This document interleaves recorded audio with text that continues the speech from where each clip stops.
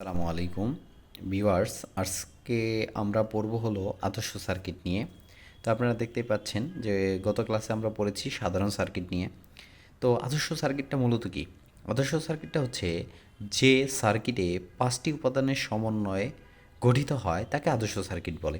যেমন এখানে কি কি উপাদান থাকতে পারে, যেমন আমরা এখানে দেখতেছি সোর্স আছে। তারপরে এখানে যদি দেখি এটা হলো আমাদের একটা রক্ষণ যন্ত্র।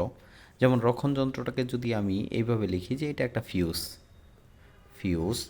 আবার এখানে যেমন আছে হলো আমার একটা সুইচ, এখানে আছে সুইচ। তারপর এখানে যদি আমি চিন্তা করি এখানে আছে হচ্ছে লুড।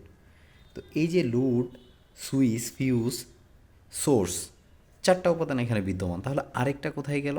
যেমন আরেকটা আমরা দেখব এই যে পরিবাহী তার, যেটাকে বলে আমরা কন্ডাক্টর। এই পাঁচটি উপাদানের সমন্বয়ে যে সার্কিটটা গঠিত হবে তাকে বলা হয় আদর্শ সার্কিট। তো এখন এখানে আমি ফিউজের পরিবর্তে সার্কিট ব্রেকার ব্যবহার করতে পারি, ভিন্ন জিনিস ব্যবহার করতে পারি। এই জন্য এখানে নামটা আমরা ফিউজ রাখবো না। যেমন এখানে আমরা লিখতে পারি যে পাঁচটা উপাদান কী কী। এক নম্বরে লিখতে পারি হচ্ছে সোর্স।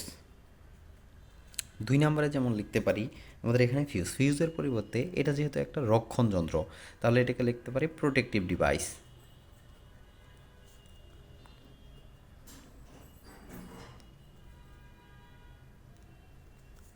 তারপরে যেমন লিখতে পারি তিন নম্বরে, যেমন আমরা দেখতেছি এখানে সুইচের পরিবর্তে বিভিন্ন রকম সুইচ হতে পারে। তো যেহেতু আমাদের বিভিন্ন রকম সুইচ হতে পারে, তো এটার নামটাও আমরা চেঞ্জ করে দিতে পারি। যেমন এখানে লিখতে পারি আমরা কন্ট্রোলিং ডিভাইস।